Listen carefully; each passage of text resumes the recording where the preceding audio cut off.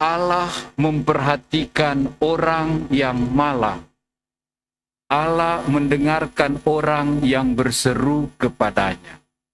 Buktinya, ketika Abraham mengalami kesulitan untuk mengawinkan Ishak, Allah menolong dia. Abraham tidak mau ambil orang-orang di sekitar Kanaan, orang Het, suku-suku lain, karena mereka suku-suku bangsa kafir. Dia ingin istri dari anaknya adalah orang yang percaya kepada Allah. Karena itu, Abraham suruh hambanya untuk cari istri dari kampung halaman, dari keluarga asal Abraham yang dia tinggalkan di tanah Ur. Dan Tuhan menolong, Tuhan menyentuh hati Ribka, salah satu keturunan keluarga besar mereka, dan Ribka juga mau datang, bertemu dengan Ishak, masih jauh, hati Ribka berbunga-bunga, dan jadilah.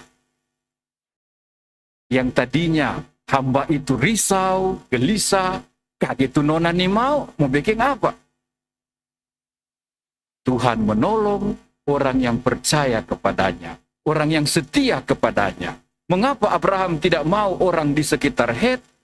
Karena dia ingin calon istrinya berasal dari keluarga yang taat, hormat, dan takut pada Tuhan. Untuk maksud baik ini, Allah menolong. Allah membuat semuanya jalan baik. Benar, Allah mendengarkan orang yang minta tolong, Allah membantu orang yang setia kepadanya. Kemudian dalam bacaan Injil, Yesus menunjukkan, dia juga datang untuk berpihak pada orang-orang yang dianggap berdosa. Seperti Matius, pemungut cukai yang mengumpulkan uang pajak untuk diberikan kepada orang Roma, penjajah. Oleh orang Yahudi, dia dianggap penjilat, pemeras rakyat sendiri. Ya, untuk mengabdi orang-orang Roma, pemerintahan kaisar dari Roma. Dianggap berdosa. Tidak boleh baku sontong, tidak boleh ketemu, nanti najis. Tapi Tuhan mencari orang-orang yang terbuang, yang dianggap remeh, yang dikecilkan, yang dikucilkan, yang dianggap najis, dianggap berdosa, diberi cap pendosa, jahat, buruk. Tuhan menawarkan kebaikan, Tuhan menawarkan harapan, Tuhan menawarkan kehidupan yang lebih baik. Dan Matius tersentuh. Padahal Yesus cuma bilang, ikutilah aku. Yesusnya tidak bilang, kita mau kasih 3 kali lipat nggak gaji. Yesusnya tidak bilang, kau akan dapat fasilitas ini dan itu. Dan menarik juga, Matius langsung ikut. Bukan karena ada motif mau dapat ini. Bukan karena motif mau dekat dengan Yesus.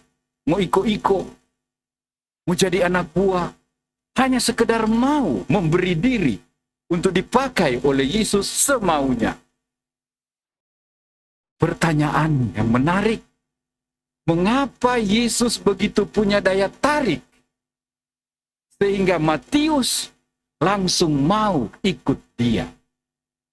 Tanpa tawar-menawar, tanpa keterangan, tanpa janji-janji.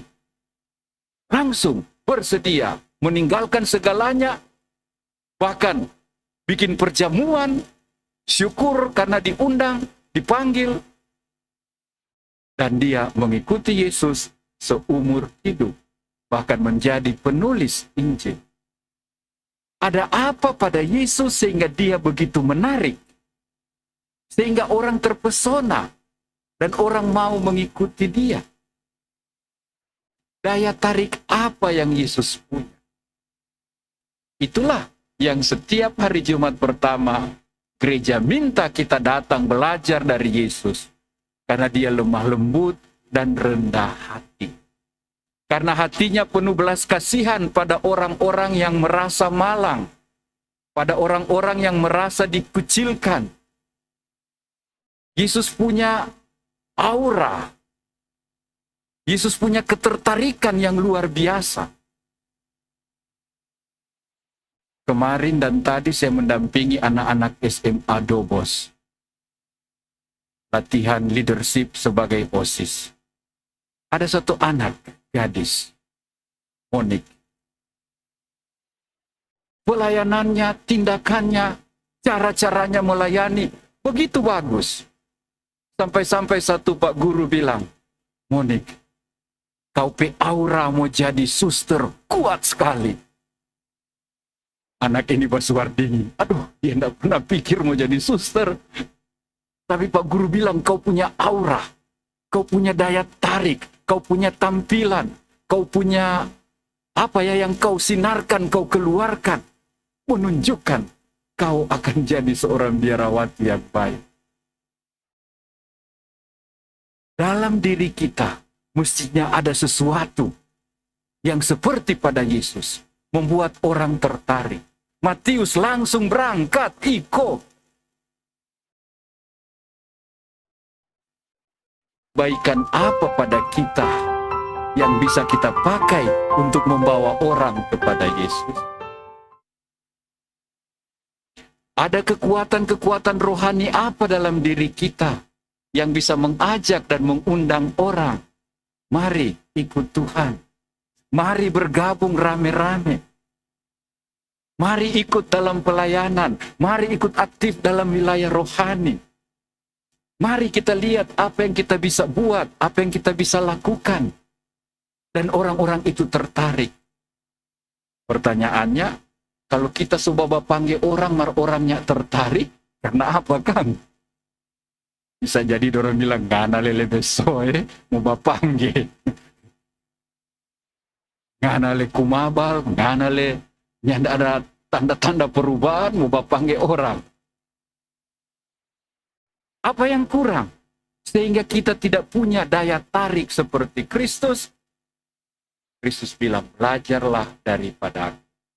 Care, peduli, memancarkan kebaikan.